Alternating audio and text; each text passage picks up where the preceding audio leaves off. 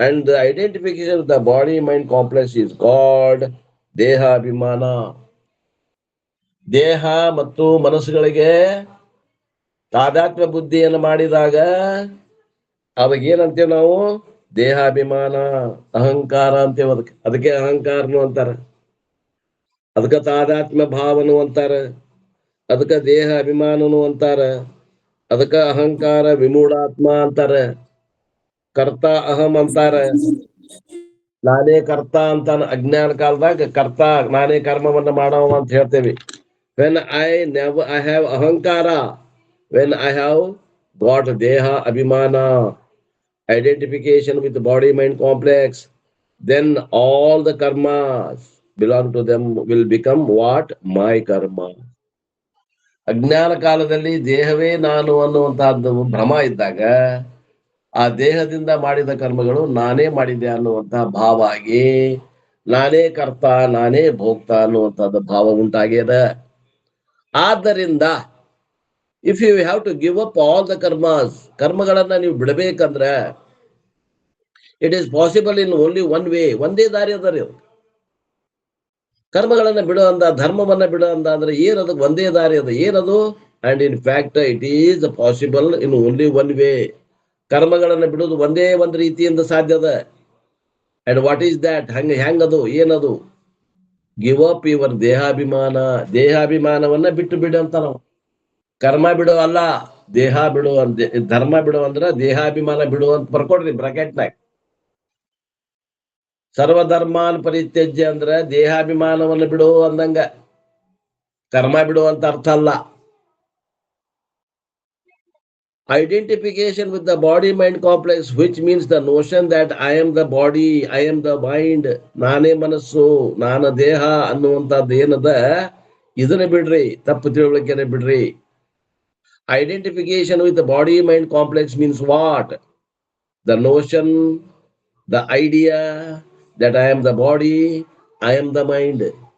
ತಾದಾತ್ಮ್ಯ ಭಾವನೆ ಬಿಡು ಅಂದ್ರೆ ಏನರ್ಥ? ನಾನು ಶರೀರ, ನಾನು ಮನಸ್ಸು ಅನ್ನುವಂಥದ್ದನ್ನ ಹಿಡ್ಕೊಂಡು ಕುಂತೇವೆ ನೋಡ್ರಿ ಗಟ್ಟಿಯಾಗಿ. ಬಿಡ್ರಿ ಅದನ್ನಂತ. ದೇರ್ ಫೋರ್ ಕರ್ಮ ತ್ಯಾಗ ಇಸ್ ಈಕ್ವಲ್ ಟು ದೇಹಾಭಿಮಾನ ತ್ಯಾಗ. ಸರ್ವಧರ್ಮಾನ್ ಪರಿತ್ಯಜ್ಯ ಅಂದ್ರೆ ಸರ್ವ ಕರ್ಮಾಣ ಪರಿತ್ಯಜ್ಯ. ಸರ್ವ ಕರ್ಮಾಣ ಪರಿತ್ಯಜ್ಯ ಅಂದ್ರೆ ದೇಹಾಭಿಮಾನ ಪರಿತ್ಯಜ್ಯ. ದೇಹಾಭಿಮಾನವನ್ನು ಬಿಡು ಅನ್ನಕ್ಕೆ ಇಷ್ಟೆಲ್ಲ ಹೇಳ್ಯಾರ ನೋಡ್ರಿ. Arjuna, you see where he is going. Very technical words. Karma tyaga means ದೇಹಾಭಿಮಾನ ತ್ಯಾಗ. ದೇಹಾಭಿಮಾನ ತ್ಯಾಗ ಅಂತ ಅರ್ಥ ಮಾಡಬೇಕು. ಅಭಿಮಾನ ಅಂತಂದ್ರೆ ತಪ್ಪು ತಿಳುವಳಿಕೆ. Identification with what? The notion that I am the body mind complex. ನಾನೇ ದೇಹ ಮನಸ್ಸುಗಳ ಸಂಕೀರ್ಣ ಅಂತ ಏನ್ ತಿಳಿದೇನಿ ಅದನ್ನ ಬಿಡು.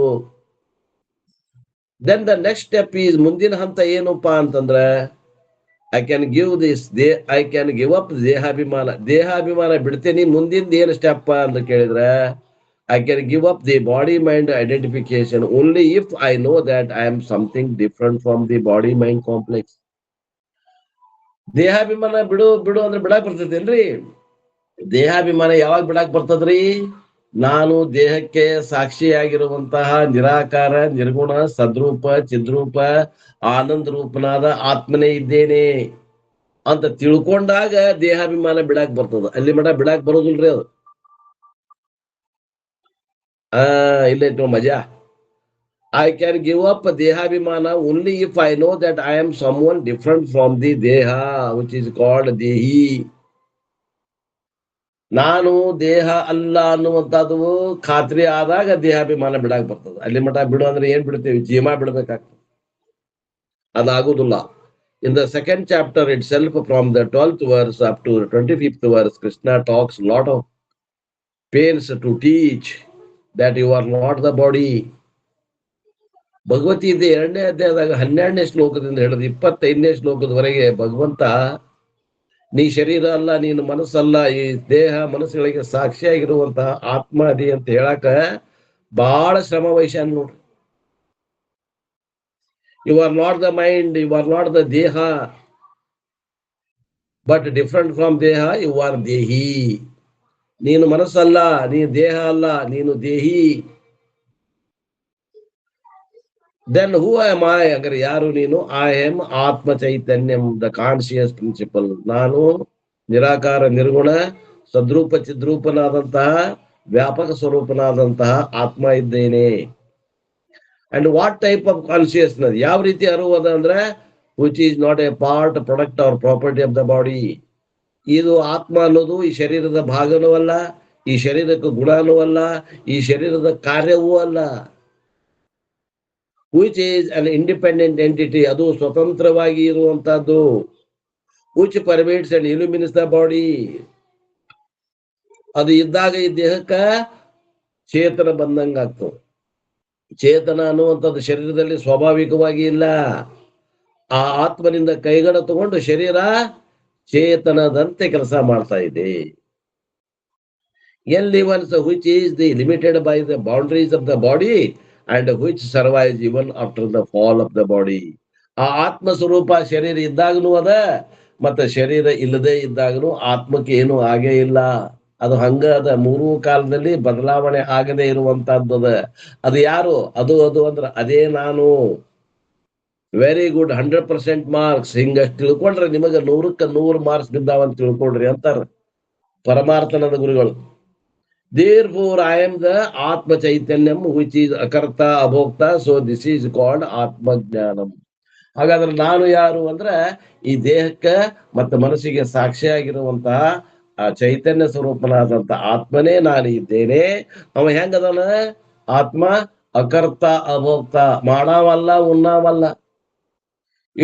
ಅಜ್ಞಾನ ಕಾಲದಲ್ಲಿ ನಾ ಏನ್ ತಿಳ್ಕೊಂಡಿದ್ದೆ? ನಾನೇ ಮಾಡುವವ, ನಾನೇ ಉಣ್ಣಾವ ಅಂತ ತಿಳಿದೇವಿ. ಮತ್ತೆ ಈಗ ಜ್ಞಾನ ಕಾಲದಾಗ ತಿಳಿದಿಲ್ಲ ಅಂದ್ರೆ ಈಗೂನು ಒಮ್ಮೆಮ್ಮೆ ಏನಾಕ ನಮಗ ನಾನ ಮಾಡಾವ, ನಾನ ಉಣ್ಣಾವ ಅನ್ನೋದು ಐತೆ ಇಲ್ರಿ? ಇನ್ನ ಐತಿ. ಮತ್ತೆ ಅಜ್ಞಾನ ಹೋಗೈತಂದ್ರು ಮತ್ತೆ ಅಜ್ಞಾನ ಉಳ್ಕೊಂಡೈತಲ್ಲ ಅಂತಂದ್ರ ಅದು ಹೋಗುದಿಲ್ಲ. ಒಮ್ಮೆ ನಿಧಿಧ್ಯಾಸನ ಮಾಡಿದ್ರೆ ಹೋಗ್ತದ. ಆದ್ರೆ ಈಗ ಶ್ರುತಿ ಅರ್ಥಾಪತ್ತಿ ಪ್ರಮಾಣದಿಂದ ಆ ಆತ್ಮ ಸ್ವರೂಪ ಅಂದ್ರೆ ನಾನು, ನನ್ನ ನಿಜವಾದ ಸ್ವರೂಪ ಹೆಂಗದ ಅನ್ನಂಗಾತು. ಅಕರ್ತ ಅಭೋಕ್ತ ಅದ. ನಾನು ಮಾಡಾವನು ಅಲ್ಲ, ನಾನು ಉಣ್ಣಾವನು ಅಲ್ಲ. ವಿಚಾರ ಮಾಡ್ರಿ ಆತ್ಮೀಯರೇ. ಮಾಡುವುದು ಉಣ್ಣುವುದು ಯಾರು? ಮಾಡಾವ ಶರೀರ, ಉಣ್ಣಾವ ಜೀವ. ಮಗ ನಾ ಯಾರು? ಇವೆರಡಕ್ಕೂ ಸಾಕ್ಷಿಯಾಗಿರುವಂತ ಅಕರ್ತ ಅಭೋಕ್ತ ಸ್ವರೂಪರಿರುವಂತ ಆತ್ಮ. ಹೀಗೆ ತಿಳ್ಕೊಳ್ಳುದ ಆತ್ಮಜ್ಞಾನ ಅಂತಾರೆ. ಇದಕ್ಕಿಂತ ಹೆಚ್ಚಿಗೆ ಏನ್ರ ಐತೇನ್ರಿ? ಇಲ್ಲ. ಅಂಡ್ ವೆನ್ ಐ ಗೆಟ್ ಆತ್ಮಜ್ಞಾನ, ವಾಟ್ ಈಸ್ ದಿ ಕಾನ್ಸಿಕ್ವೆನ್ಸ್? ಈ ರೀತಿ ಆತ್ಮಜ್ಞಾನವನ್ನ ಪಡೆದುಕೊಂಡ್ರೆ ನನ್ನ ಮುಂದಿನ ಪರಿಸ್ಥಿತಿ ಏನಾಗ್ತದೆ? ಐ ಗಿವ್ ಅಪ್ ದಿ ದೇಹ ಅಭಿಮಾನ. ನಾನು ದೇಹಾಭಿಮಾನವನ್ನ ಬಿಡ್ತೀನಿ. ಅಂಡ್ ವೇರ್ ದೇಹಾಭಿಮಾನ ಇಸ್ ಗಿವನ್ ಅಪ್, ಯಾವಾಗ ದೇಹಾಭಿಮಾನ ಬಿಡ್ತೇನೆ, then all the karmas of the body that ಅಭಿಮಾನ ಆಲ್ಸೋ ಗೇವ್ ಅಪ್. ದೇಹದ ಮಾಡಿದಂತ ಕೆಲಸಗಳನ್ನು, ಅದರ ಅಭಿಮಾನವನ್ನು ಬಿಡಬೇಕಾಗ್ತದೆ. As I said in the 5th chapter, 5ನೇ ಅಧ್ಯಾಯದಲ್ಲಿ ಒಂದು ಮಾತು ಹೇಳ್ಯಾರ. 5:8 ಏನ್ ಹೇಳ್ಯಾರ ನೋಡ್ರಿ? 5:8 ಓದ್ರಿ ಯಾರ? 5:8.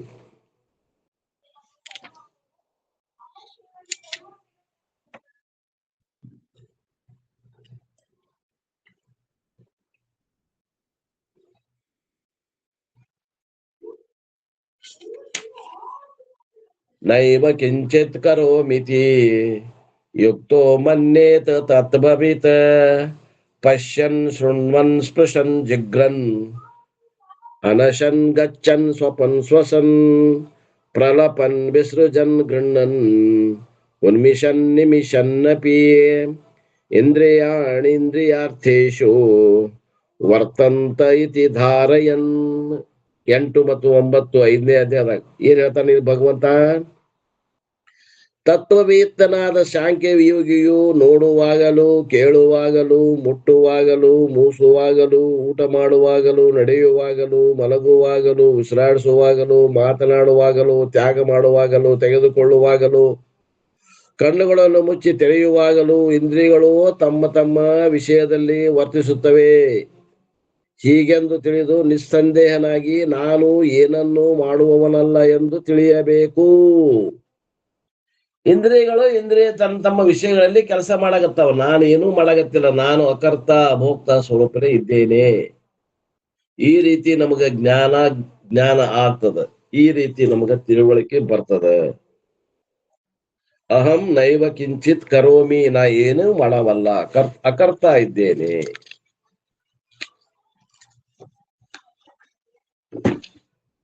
Page number 12. Therefore, remember the 3 steps.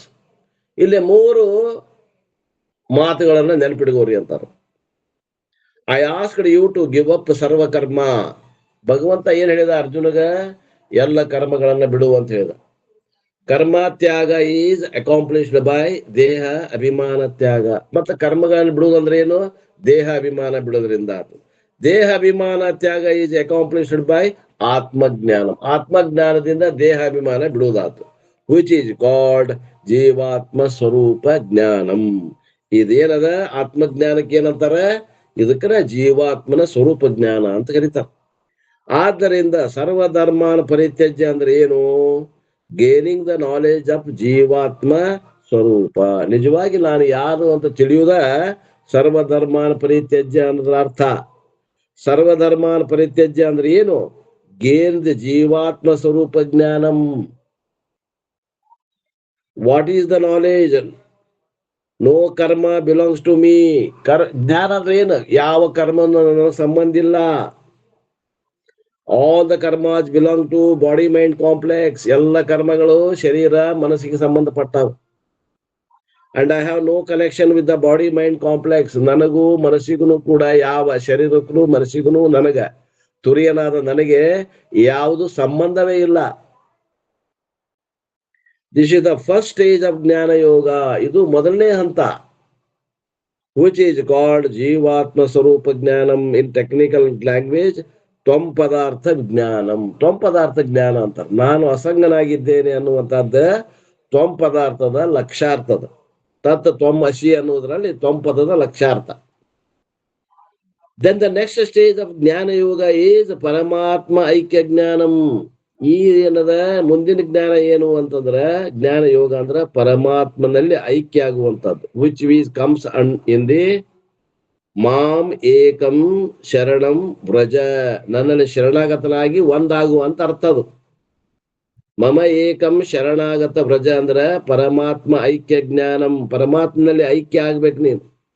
ಪರಮಾತ್ಮನಿಗಿಂತ ಬೇರೆಯಾಗಿ ಸ್ವತಂತ್ರವಾಗಿ ಉಳ್ಕೊಂಡ್ರೆ ದುಃಖ ತಪ್ಪುದಿಲ್ಲ. ಪರಮಾತ್ಮನೊಳಗೆ ಒಂದಾಗಿ ನಾನು ಪರಮಾತ್ಮ ಅನ್ನುವಂತ ಭಾವ ಮಾಡಬೇಕು. ಏನ್ರಿ? ಅಹಂಗ್ರ ಉಪಾಸನೆ ಅಂತಾರೆ ಇದಕ್ಕೆ. ನಮ್ಮ ಶಾಂಡಿಲ ಆಶ್ರಮದಲ್ಲಿ ಅಪ್ಪೋರು ನವರಾತ್ರಿ 9 ದಿನದಾಗ ತಾವ ದೇವರ ಗತೆ ಅಂದ್ರೆ ದೇವಿ ಆಗ್ತಿದ್ರು. ಆ ಪಿತಾಂಬರಗಳನ್ನು ಉಟ್ಕೊಂಡು ದೇವರ ಸ್ವರೂಪನಾಗೆ ಕುಂಡಿರ್ತಿದ್ರು. ಹಂಗಾಗ್ಬೇಕು, ತಾನೇ ದೇವರಾಗ್ಬೇಕು.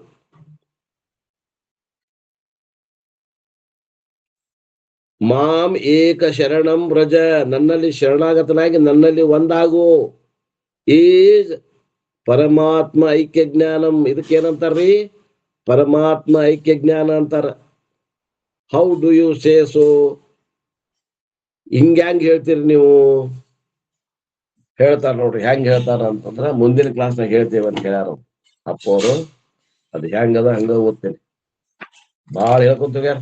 ಏನ್ ಬೇಜಾರ್ ಇಲ್ದಂಗ ಹೇಳ್ಕೊಂತ ಹೋಗ್ಯಾರ. ಹಂಗ 5-5, 6-6 ಪೇಜ್ ಹೇಳ್ಕೊಂತ ಹೋಗ್ಯಾರ.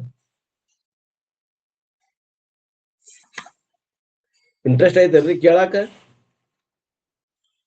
ಈಗೇನ್ ಹೇಳೇನಿ ಇದನ್ನ ಮತ್ತೊಂದು 4 ಪೇಜ್ ಹೇಳ್ಯಾರ ನೋಡ್ರಿ. 1, 2, 3, 4, 4 8 ಪೇಜ್ ಹೇಳ್ಯಾರ.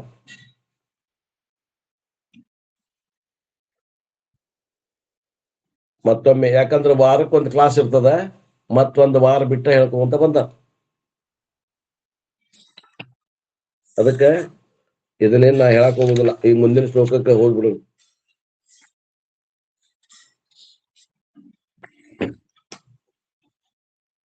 67ನೇ ಶ್ಲೋಕ.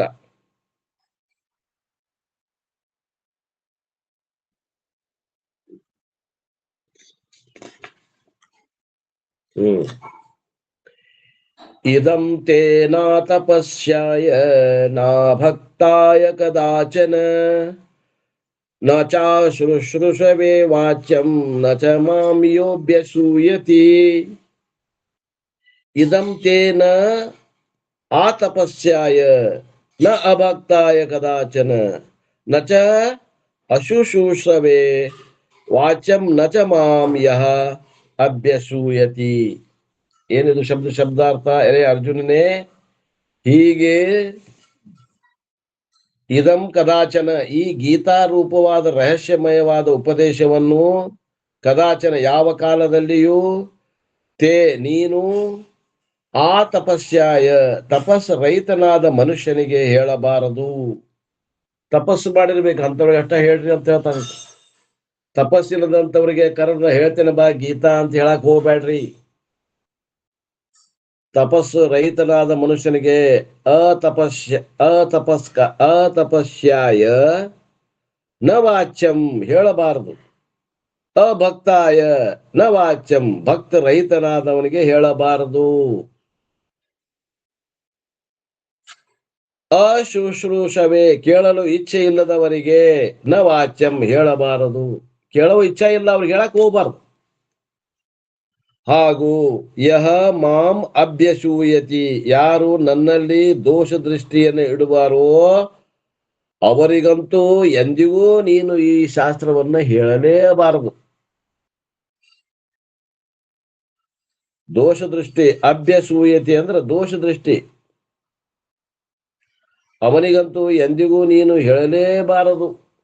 ಯಾಕಪ್ಪ ಕೃಷ್ಣ ನಾನ ದೇವ್ರಂತಾನಲ್ಲ, ಇವ್ಗ್ಯಾಕೆ ನಾವು ದೇವ್ರ ಅನ್ಬೇಕು ಅನ್ನುವಂತ ಶ್ರದ್ಧಾ ಇಲ್ಲದವ್ರಿಗೆ ಹೇಳಕ್ ಹೋಗ್ಬಾರದು. ನಾಮರೂಪ ಯಾವ್ದಾದ್ರೂ ಮಿಥ್ಯಾನ ಐತಿ. ಕೃಷ್ಣಂದು ನಾಮರೂಪ ಮಿಥ್ಯಾನ ಐತಿ, ಸ್ವಾಮಿ ವಿವೇಕಾನಂದದ್ದು ಮಿಥ್ಯಾನ ಐತಿ, ರಮಣ ಮಹರ್ಷಿಗಳದ್ದು ಮಿಥ್ಯಾನ ಐತಿ. ಶರೀರ ದೃಷ್ಟಿಯಿಂದ ಮಿಥ್ಯಾನ ಅದಾವ, ಎಲ್ಲ ಶರೀರಗಳು ಮಿಥ್ಯಾನ ಅದಾವ. ಆದ್ರೆ ಅವ್ರು ಹೇಳುವಂತ ಉಪದೇಶ ಮಾತ್ರ ಸತ್ಯವಾಗಿದೆ. ಆದ್ದರಿಂದ ಅವ್ರನ್ನ ಸಾಮಾನ್ಯರು ಅಂತ ತಿಳ್ಕೋಬಾರದು ನಾವು. ಬರ್ಗೋ ಸಾಕ್ಷಾತ್ ನರಾಕೃತಿ, ನಮ್ಮ ಸಲುವಾಗಿ ಭಗವಂತನ ಅವತರಿಸಿ ಬಂದಾನ ಅಂತ ತಿಳ್ಕೊಂಡ್ರೆ ನಾವು ಉದ್ಧಾರ ಹಾಕಿವ್ ನೋಡ್ರಿ. ಇವ್ರು ನಮ್ಮಂಗ ಬಂದಾರ, ಏನೋ ಹೊಟ್ಟಿ ಪಾಡಿಗೆ ಹೇಳಕ್ ಕುಂತಾರ. ನಮ್ಮ ಮನೆಗೆ ಬಂದಾಗ 2 ಹೊತ್ತು ಊಟ ಮಾಡಿ ಹೋಗ್ತಾರ ಗುರುಗಳು, ಅವಂದ ರಕ್ಷಣಾ ಕೊಡ್ತೇವಿ, ಒಂದೇನೋ ಒಂದು ಅಲ್ಪ ಕಾಣಿಕೆ ಸಲುವಾಗಿ ಇವ್ರು ಶಾಸ್ತ್ರ ಹೇಳ್ತಾರ ಅಂತ ತಿಳ್ಕೋಬಾರದು. ನಮ್ಮನ್ನು ಉದ್ಧಾರ ಮಾಡಾಕ ಭಗವಂತನ ಅವತರಿಸಿ ಬಂದಾನ ಅಂತ ಭಾವ ಮಾಡ್ಬೇಕ್ರಿ ಗುರುವಿನ ಹತ್ರ. ನಮ್ಮಂಗ ಉಂಟಾನ ಅಂತ, ನಮ್ಮಂಗ ಮನುಷ್ಯ ಅಂತ ತಿಳ್ಕೋಬಾರ್ದು ಅಂತಾರ. ಉಪನಿಷತ್ ಭಗವದ್ಗೀತೆ ಅಂತೂ ಮುಗೀತೀಗ. ಏನ್ ಹೇಳ್ತಾರ ನೋಡ್ರಿ. In this verse, Lord Krishna talks about 4 qualifications required for Gita study. ಗೀತೆಯನ್ನ ಅಭ್ಯಾಸ ಮಾಡ್ಬೇಕಂದ್ರ ಅಭ್ಯಾಸ ಮಾಡೋರಲ್ಲಿ 4 ಗುಣಸಂಗತಿಗಳು ಇರ್ಬೇಕಂತ ಹೇಳ್ತಾನ ಭಗವಂತ. If these 4 qualifications are there, Gita study will be highly beneficial. ನಿಮ್ಮಲ್ಲಿ ಈ 4 ಗುಣಗಳು ಇದ್ದು ಅಭ್ಯಾಸ ಮಾಡಿದ್ರೆ ಗೀತಾ ಅಭ್ಯಾಸ ಮೈಗೆ ಹತ್ತದ, ತಿಳಿತದ ಅಂತ ಅರ್ಥ. ಮೈಗತ್ತತೆ ಅನ್ನೋದು ಇಲ್ಲ, ತಿಳಿತದ ಅಂತ ಅರ್ಥ. And if the qualifications are lesser and lesser, proportionally the benefit also will be lesser and lesser. ಈ 4 ಗುಣಗಳಲ್ಲಿ ನಮಗ ಅರ್ಧ ಅದಾವಪ್ಪ, 4 ಅರ್ಧ ಅದಾವು ಅಂದ್ರ 50% ಅದಾವ ಅಂದ್ರ ನಾವು ಈ ಭಗವದ್ಗೀತೆಯನ್ನು ಅಭ್ಯಾಸ ಮಾಡೋದ್ರಿಂದ ನಮ್ಗೆ ಎಷ್ಟು ಲಾಭ ಆಗ್ತದ ಅಂದ್ರ 8 ಲಾಭ ಆಗ್ತದೆ. ನಮ್ಮಲ್ಲಿ 4 ಗುಣಗಳು 4 ಅದಾವ ಅಂದ್ರ ನಮಗ ಗೀತಾ ಅಭ್ಯಾಸ ಮಾಡೋದ್ರಿಂದ 4 ಲಾಭ ಆಗ್ತದೆ. ನಮ್ಮಲ್ಲಿ ಏನೂ ಆ ಗುಣಗಳೇ ಇಲ್ಲ ಅಂತಂದ್ರೆ ಬೇಕಾದಷ್ಟು ಓದ್ರಿ ನೀವು, ನಮಗೇನೂ ತಿಳಿಯೋದಿಲ್ಲ. ಏನ್ರಿ 10 ವರ್ಷ 20 ವರ್ಷ ಸಿದ್ಧಾರೂಢ ಬಣದಲ್ಲಿ ಪ್ರವಚನ ಕೇಳಿದವ್ರು ನಮಗೇನು ತಿಳಿವಾಲ್ದ ಅನ್ನೋರು ಅದಾರ್ರಿ, ನಾನು ನೋಡಿದೀನಿ. ಆತ್ಮೀಯರೇ, ಯಾರಿಗೆ ಸ್ವಲ್ಪ ಹೇಳುವತ್ನಾಗರ ತಿಳಿದಂಗ ಆಗ್ತೈತಂದ್ರ ಅದು ನಾವು ಮಾಡಿದ ಪುಣ್ಯದ ಫಲ ಅಂತ ತಿಳ್ಕೊಡ್ರಿ. ನೀವೆಲ್ಲ 10 ವರ್ಷ 20 ವರ್ಷ ಕೇಳ್ಯಾರ, ಆದ್ರೂ ನಮಗೇನ್ ತಿಳಿದಿಲ್ಲ ಅನ್ನೋರು ಅದಾರ.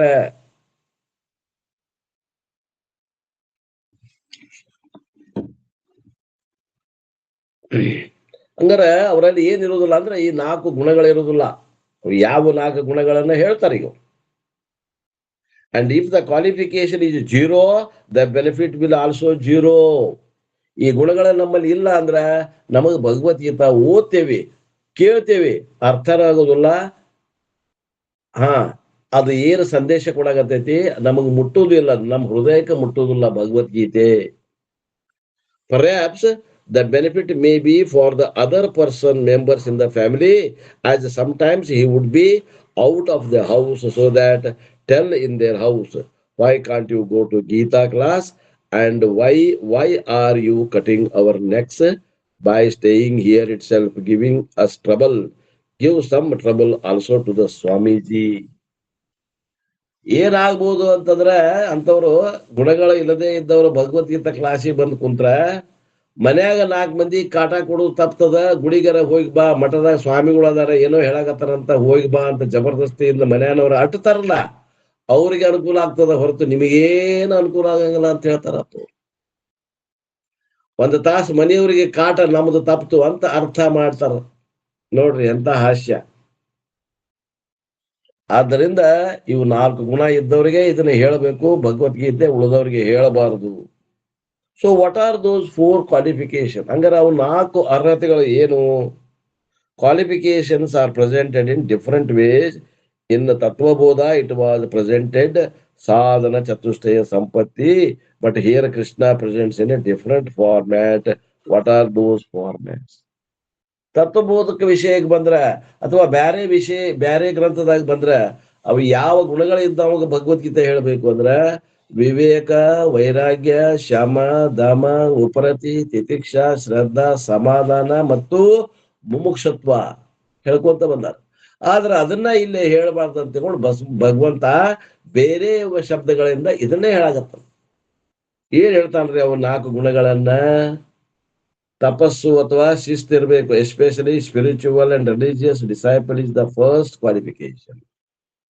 ಅವನು ಲೌಕಿಕ ಮನುಷ್ಯ ಇದ್ದಾವ, ಧಾರ್ಮಿಕ ಮನುಷ್ಯ ಆಗಿ ಆಧ್ಯಾತ್ಮಿಕ ಮನುಷ್ಯ ಆಗಿರ್ಬೇಕು, ಪರಿವರ್ತನೆ ಆಗಿರ್ಬೇಕು. ಲೌಕಿಕ ಮನುಷ್ಯರಿಗೆ ಹೇಳಬೇಡ್ರಿ, ಧಾರ್ಮಿಕರಿಗೂ ಹೇಳಬೇಡ್ರಿ. ಇವರು ಲೌಕಿಕ ಧಾರ್ಮಿಕ ಎರಡೂ ದಾಟಿ ಆಧ್ಯಾತ್ಮಿಕ ವಿಚಾರಕ್ಕೆ ಬಂದವಂಗ ಅಷ್ಟರ ಈ ಶಾಸ್ತ್ರವನ್ನ ಹೇಳ್ರಿ. ಒಂದೇದು. ಎರಡನೇದೇನು? The second qualification is bhakti, reverence or devotion to God or guru. ಗುರು, ಶಾಸ್ತ್ರ ಮತ್ತು ಭಗವಂತನ ಮ್ಯಾಗ ಶ್ರದ್ಧಾ ಇದ್ದವ್ರ ಮುಂದ ಭಗವದ್ಗೀತೆ ಹೇಳಬೇಕು. ನಾಸ್ತಿಕರ ಹತ್ರ ಹೇಳಬಾರದು, ಟೀಕಾ ಮಾಡ್ತಾರ ಅವರು. So bhakti to the God and guru. The Upanishad says bhakti ಗುರುವಿನಲ್ಲಿ ಮತ್ತು ಶಾಸ್ತ್ರದಲ್ಲಿ, ಭಗವಂತನಲ್ಲಿ, ಈ ಮೂರರಲ್ಲಿ ಭಕ್ತಿ ಹೆಂಗಿರ್ಬೇಕು ಅಂತ ಹೇಳ್ತಾರ. ಯಸ್ಯ ದೇವೇ ಪರಾಭಕ್ತಿ ಯತೋ ದೇವೋ ತಥಾ ಗುರು ತಸ್ಯೇತೆ ಕರ್ತಾ ಹರ್ತಾ ಪ್ರಕಾಶತೆ ಮಹಾತ್ಮನಃ. ಇದು ಉಪನಿಷತ್ ವಾಕ್ಯನ ಬಂದದ. ಯಾರು ಹಿಂಗಂದ್ರ the one who has got Ishvara bhakti and ಗುರು ಭಕ್ತಿ, ಯಾವನಿಗೆ ಗುರುವಿನ ಮ್ಯಾಗ ಮತ್ತು ಈಶ್ವರನ ಮ್ಯಾಗ ಭಕ್ತಿ ಐತಿಯೋ ಅವನಿಗೆ ಮಾತ್ರ ಜ್ಞಾನ ಆಗ್ತದ. ಅಂತವರಿಗೆ ಮಾತ್ರ ಭಗವದ್ಗೀತೆಯನ್ನ ಉಪದೇಶ ಮಾಡಬೇಕು.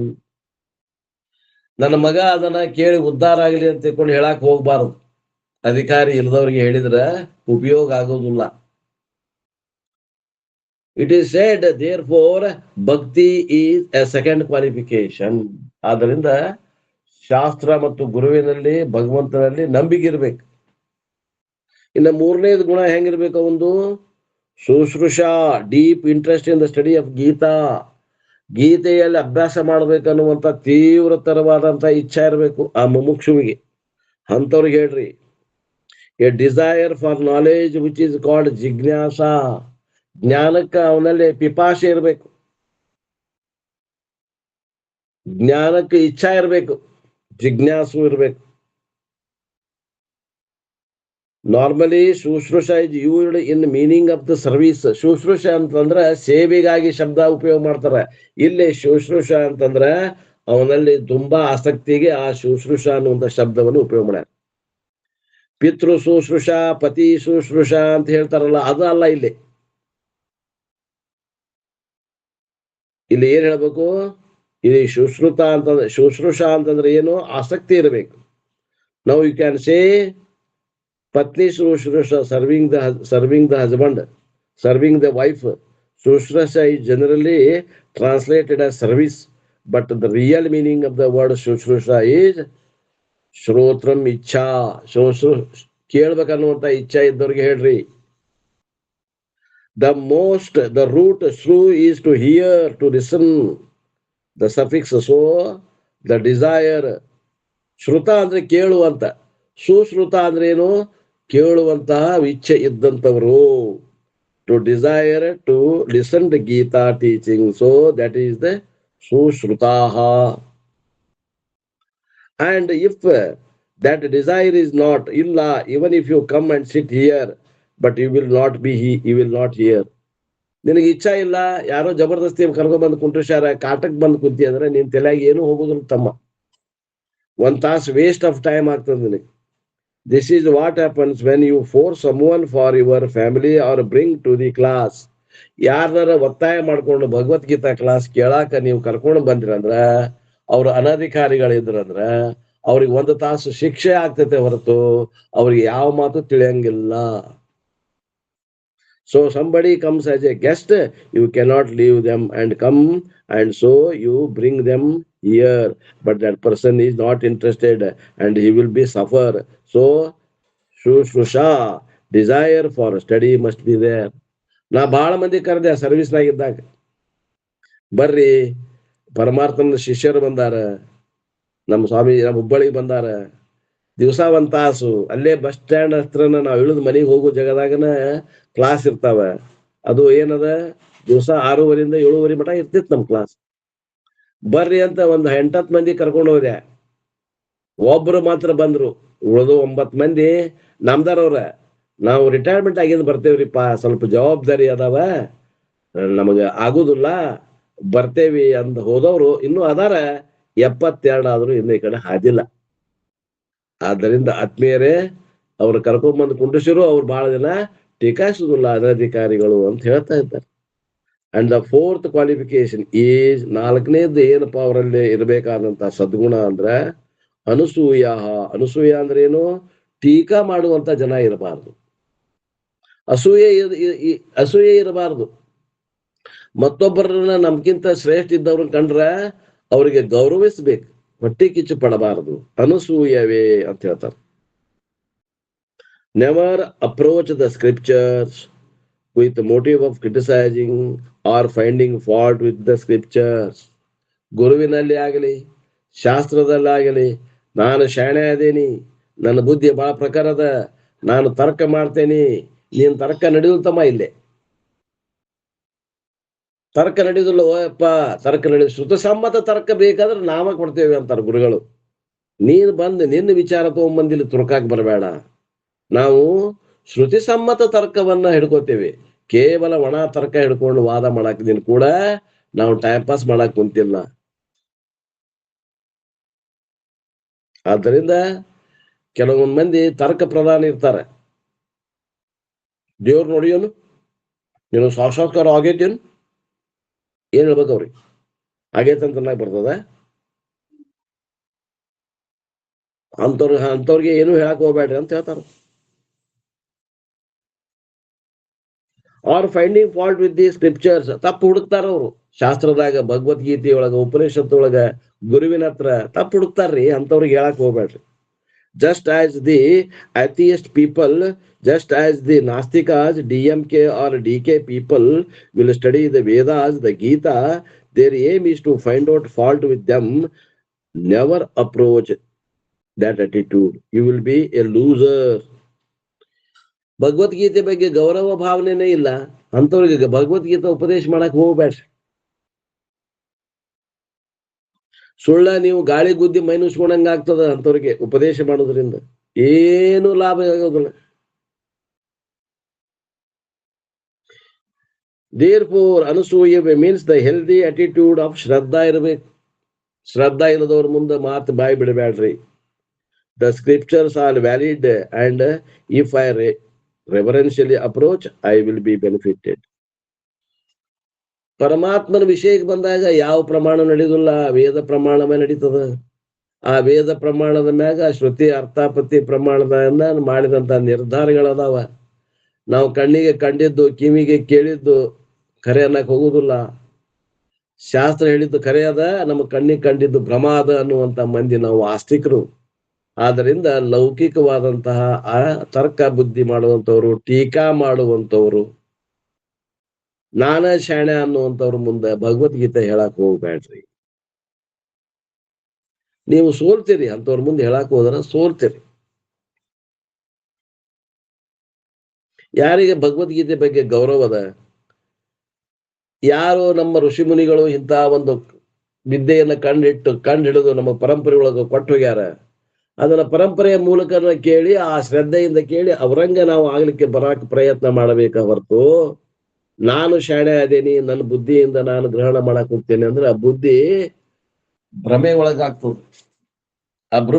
ಆ ಬುದ್ಧಿ ಅಂತ ತಾರ್ಕಿಕ ಬುದ್ಧಿ ಈ ವಿಷಯದಲ್ಲಿ ಪ್ರವೇಶ ಆಗುದಿಲ್ಲ. ಅಂತವ್ರು ಕರ್ಕೊಂಬಂದು ಪ್ರಯತ್ನ ಮಾಡುದು ವ್ಯರ್ಥ ಪ್ರಯತ್ನ ಆಗ್ತದ ಅಂತಾರ.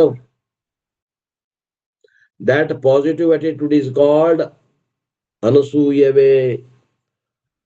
ಆದ ಶಾಸ್ತ್ರದಲ್ಲಿ ಶ್ರದ್ಧಾ, ವೇದದಲ್ಲಿ ಶ್ರದ್ಧಾ, ಗುರುವಿನಲ್ಲಿ ಶ್ರದ್ಧಾ ಇದ್ದಾಗ ಅದಕ್ಕೆ ಅನಸೂಯವೇ ಅಂತಾರ. This is not only required for Gita, for any pursuit in life. Even if you approach a doctor, if you do not have faith in the doctor, even the best medicine will not cure. ಇದು ಅಷ್ಟ ಅಲ್ರಿ, ವಿಶ್ವಾಸ ಇದ್ರೆ ವ್ಯವಹಾರ ಆಗ್ತಾವ ಜಗತ್ನಾಗೂ ಕೂಡ. ನಾನು ವಿಶ್ವಾಸ ಇಡಂಗಿಲ್ಲ ಅಂದ್ರೆ ವ್ಯವಹಾರ ಆಗುದಿಲ್ಲ. ಯಾರು ತಮ್ಮ ಲಾಭ ಇಲ್ಲದ ಯಾವ ವಸ್ತುನು ಮಾರುದಿಲ್ಲ ಏನ್ರಿ. ಮೊನ್ನೆ ಒಂದು ಹಣ್ಣು ತರಕ್ ಹೋಗಿದ್ವಿ ನಾವು ಹುಬ್ಬಳ್ಳ್ಯಾಗ. ಹೆಂಗಪ್ಪ ಸೇಬು ಹಣ್ಣು? 100 ರೂಪಾಯಿ ರೀ ಅಂದ. ಕೊಡೋದು ಹೇಳು ಮಾರಾಯ. ಏನ್ರಿ ಸಾವುಕಾರ, ನೀವು ಮನಿ ನೌಕರಿ ಮಾಡಿದ್ರಿ, ಮನಿ ಕಟ್ಟಿದ್ರಿ, ನಾನು ಮತ್ತೆ ಕಾರ್ ತಗೊಂಡಿರಿ, ನಾನು ಮನಿ ಕಟ್ಟಬಾರ್ದೇನ್ರಿ? ಕೊಡ್ರಿ 100 ರೂಪಾಯಿ, ಏನಾಕೈತಿ ಅಂತ. ನಾವು 100 ರೂಪಾಯಿ ಕೊಡ್ರಿ, ಅಂದ್ರೆ ನಾನು ಒಂದಿಟ್ಟು ಮನಿ ಕಟ್ಕೋತೇನಿ. ನಿಮ್ಮಂತ ಮನಿ ಇಲ್ಲ, ಒಂದ್ ಸಣ್ಣ ಮನಿ ಕಟ್ಕೋತೇನಿ, ಹಂಚಿನ ಮನಿಯಾರ ಕಟ್ಕೋತೇನಿ. ಒಬ್ಬ ಹಣ್ಣು ಮಾರವನು ಮನಿ ಕಟ್ಕೋತಾನ, ಲಾಭ ಆಕೈತಿ ಅವಾಗ ನಾ ಯಾಕೆ ಕೊಡ್ಲಿ ಅಂದ್ರ ಅದೆಂತ ಮಾತು.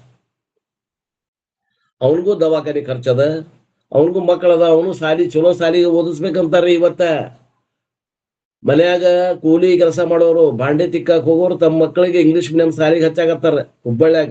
ನಮ್ಮಲ್ಲಿ ನೋಡ್ತಾ ಇದ್ದೇನ. ನಮ್ಮಂಗ ಆಗುದು ಬೇಡ, ನೀವು ಸಾಲಿ ಕಲ್ತು ಶಡ್ಯಾರಾಗ್ರಿ ಅಂತ ತಿಳ್ಕೊಂಡು ತಾವು ಕೂಲಿ ಮಾಡ್ತಾರ. ಮಂದಿ ಮನ್ಯಾಗ ಬಾಂಡೆ ತಿಕ್ಕಾಕ್ ಹೋಗ್ತಾರ, ಮಕ್ಕಳಿಗೆ ಕಾನ್ವೆಂಟ್ ಸ್ಕೂಲಿಗೆ ಕಳಿಸ್ತಾರ ಖರ್ಚು ಮಾಡಿ.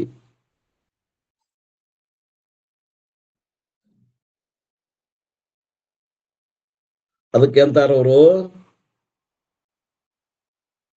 ಜಗತ್ ವ್ಯವಹಾರ ಆಗ್ಬೇಕಂದ್ರು ವಿಶ್ವಾಸ ಇದ್ರ ವ್ಯವಹಾರ ಆಗ್ತದ. ಮತ್ತೆ ವಿಶ್ವಾಸ ಇಲ್ದವ್ರ ಮುಂದೆ ಭಗವದ್ಗೀತೆ ಯಾಕೆ ಹೇಳಕ್ ಹೋಗ್ತೀರಿ? ಶ್ರದ್ಧಾ ಇದ್ದವ್ರ ಮುಂದ, ಅಂತ ಗುಣಗಳಿದ್ದವ್ರ ಮುಂದಷ್ಟೇ ಇದು ಭಗವದ್ಗೀತೆಯನ್ನು ಹೇಳ್ರಿ ಅಂತ ಭಗವಂತನ ಅಪ್ಪಣೆ ಇದು. And if you got the faith in the doctor ಕಡೆ ಹೋಗ್ತೇವಿ, ಅವ ಕೊಟ್ಟಿದ್ದ ಔಷಧಕ್ಕೆ ನಾ ಆರಾಮ್ ಹಾಕೇನಿ ಅಂತಂದ್ರೆ ಅವ ಕೊಟ್ಟಿದ್ದ ಗುಳಿಗೆ ತಗೋತೀನಿ ಅನ್ನೋ ವಿಶ್ವಾಸ ಇದ್ರೆ ನಿಮ್ಗೆ ಆರಾಮ ಆಗ್ತದೆ. ಅವ ಏನ್ ಬರಿತಾನೆ ಏನೋ, ಅವ ಏನ್ ಶಾಣೆ ಅದಾನೆ ಏನೋ ಅಂತ ಅವನ ಕಡೆ ಹೋದ್ರೆ ಅಂದ್ರೆ ಅವ ಕೊಟ್ಟಿದ್ದ ಔಷಧ ತಗೋತೀರಿ ನೀವು? ತಗೊಳುದಿಲ್ಲ. ಆರಾಮ್ ಆಕತ್ತೇನು? ಆರಾಮ್ ಆಗೋದಿಲ್ಲ. ಮೊದಲ ಅವನ ಮೇಲೆ ಶ್ರದ್ಧಾ ಇದ್ರೆ ಅವ ಕೊಟ್ಟಿದ್ದ ಔಷಧ ನೀವು ತಗೊಂಡ್ರೆ ನಿಮ್ಗೆ ಆರಾಮ ಆದೀತು. ಮತ್ತು ಒಂದು ಲೌಕಿಕ ವ್ಯವಹಾರ ಮಾಡ್ಬೇಕಾದ್ರನ್ನ ವ್ಯವಹಾರದಾಗ ವಿಶ್ವಾಸ ಇರ್ಬೇಕಾಗ್ತದೆ. ಮತ್ತೆ ಇದು ಅಲೌಕಿಕವಾದಂತಹ ಬ್ರಹ್ಮವಿದ್ಯೆಯನ್ನು ಪಡ್ಯಾಕ್ ಕೊಟ್ಟಿರಿ, ಇಷ್ಟು ವಿಶ್ವಾಸ ಶ್ರದ್ಧೆ ಇಲ್ಲ ಅಂದ್ರೆ ಹೆಂಗಾಗ್ತದ್ರಿ? ಆಗೋದಿಲ್ಲ. ಶ್ರದ್ಧಾ ವಿಶ್ವಾಸ ಇದ್ದವ್ರಿಗೆ ಹೇಳ್ರಿ, ಉಳಿದವ್ರಿಗೆ ಕೆಲಸ ಆಗೋದಿಲ್ಲ. ಅವ್ರಿಗೆ ಹೇಳಕ್ ಹೋಗ್ಬೇಡ್ರಿ. ಸುಮ್ಮನೆ ಗಾಳಿ ಗುದ್ದಿ ಮೈ ನುಸ್ಕೊಂಡಂಗ ಆಗ್ತದ ಅಂತ, ಶ್ರಮ ವ್ಯರ್ಥ ಆಗ್ತದ. And if you got faith in the doctor, even if he gives a dummy medicine, water injection, the doctor he gives, I am cured instantly. That attitude is called shraddha. ಶ್ರದ್ಧಾ ಅಂದ್ರೆ ಏನ್ರಿ?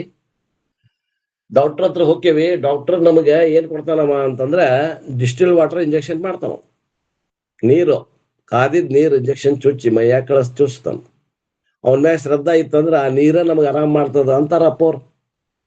ಮತ್ತೆ ಶ್ರದ್ಧಾ ಇಲ್ಲ ಅಂದ್ರೆ ನೀವು ಬೇಕಾದಂತ ಔಷಧ ಹಾಕಿ ಇಂಜೆಕ್ಷನ್ ಮಾಡಿದ್ರು ಆರಾಮಾಗುದಿಲ್ಲ. ಇನ್ನೂ ಒಂದು ಮಾತು ಹೇಳ್ತೀನಿ, ನಾ ಹೆಲ್ತ್ ಡಿಪಾರ್ಟ್ಮೆಂಟ್ ನಾಗ ಕೆಲಸ ಮಾಡಿದ್ದೆ. ನಮ್ಮ 190% ಕಾಯಿಲೆ ಹೆಂಗ್ ಅದಾವು ಅಂದ್ರ ಮಾನಸಿಕ ಕಾಯಿಲೆಗಳದಾವ, ದೇಹದ ಮ್ಯಾಗ ಪರಿಣಾಮ ಬೀರ್ತಾವ. ಅವಕ್ ಏನಂತಾರ ಇಂಗ್ಲಿಷ್ನಾಗ ಅಂದ್ರ ಸೈಕೋಸೊಮ್ಯಾಟಿಕ್ ಡಿಸೀಸಸ್ ಅಂತಾರ. ಅದಕ್ಕೆ ಡಾಕ್ಟರ್ಸ್ ಏನ್ ಮಾಡ್ತಾರ ಅಂತಂದ್ರ, ಆರಾಮಾಗ್ತೈತಿ ಚಿಂತೆ ಮಾಡ್ಬೇಡ, ಈ ಗುಳಿಗೆ ತಗೋ ಅಂತ ತಿಳ್ಕೊಂಡು ಒಂದು ಗುಳಿಗೆ ಕೊಟ್ಬಿಡ್ತಾರ. ಆ ಗುಳಿಗೆ ತಗೊಂಡ್ಬಿಡ್ತಾರ. ಗುಳಿಗೆ ತಗೊಂಡ್ರೆ ಆರಾಮಾಕೈತೆ ಅನ್ನುವಂತ ಭಾವದಿಂದ ತಗೊಂಡವ್ರಿಗೆ ಆ ಭಾವನೆಯಿಂದ ಆರಾಮಾಗ್ತದ. ಆ ಗುಳಿಗೆ ಒಳಗೆ ಏನ್ ಇರಂಗಿಲ್ಲ, ದಮ್ಮ. ಒಂದು ನೀರು ಚುಚ್ಚಿದ್ರು ಆರಾಮಾಗ್ತದ. ವಿಶ್ವಾಸ ಇದ್ರ, ಶ್ರದ್ಧಾ ಇದ್ರ ಆರಾಮಾಗ್ತದ. ಶ್ರದ್ಧಾ ಇಲ್ದವ್ರಿಗೆ ಆರಾಮಾಗೋದಿಲ್ಲ. ಕೋಟಿನ ಗುಂಡಿ ಕತಿ ಐತಿರಿ. ಹೇಳ್ರಿ. ಗಂಡ ಹೆಂಡತಿ ಪಿಕ್ಚರ್ ನೋಡಕ್ ಹೋಗಿದ್ರಂತ. ಹ್ಞೂನ್ರಿ. ಒಳ್ಳೆ ಬರ್ಜರ್ ರಶ್ ನಡೆದಿತ್ತು, ಒಳ್ಳೆ ಇಂಟ್ರೆಸ್ಟ್ ಇತ್ತು. ಹೆಂಡತಿ ತೆಲ್ನೋವು ಬಂದೈತಿ, ನಾ ಏನ್ ಮಾಡ್ಲಿ, ತೆಲ್ನೋವು ಭಾಳ ನೋಯಾಕತಿ ಅಂತಂದ ಅಂದ್ಲು. ಗಂಡ ಈಗೇನು ನನಗೆ ಎಮರ್ಜೆನ್ಸಿ ಇರ್ಲಿ ಅಂತೇಳಿ ಗುಳಿಗೆ ಇಟ್ಕೊಂಡೀನಿ ಅಂತೇಳಿ ತನ್ನ ಕೋಟಿನ ಗುಂಡಿನ ಹರಿದು ಏನೋ ನುಂಗ್ಬೇಡ, ಬಾಯಿಗೆ ಇಟ್ಕೊಂಡ್ಬಿಡ ಅಂತ ಕೊಟ್ಟ. Cheap cheap ಅಂತಿರ್ಬೇಕವ.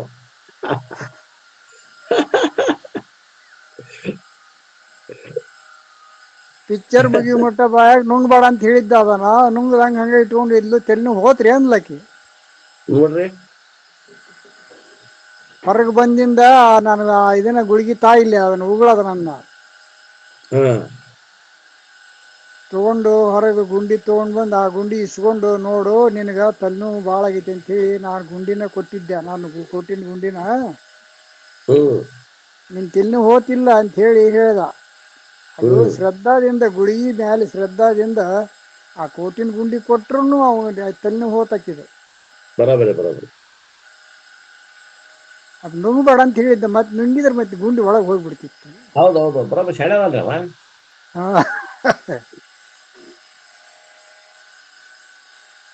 ಪಾಟೀಲ್ ಯಾವಾಗಲ ಹಂಗ ಮಾಡ್ಯಾರ. ಅಮ್ಮಾರಿಗೆ ಗೊತ್ತಿರ ಅದ. ಜ್ಯೋತಿಯನ್ನ ಬೆಳಗಿಸುವುದರ ಮೂಲಕ ಮೂರನೇ ದಿನದ ವೇದಾಂತ ಗೋಷ್ಠಿಗೆ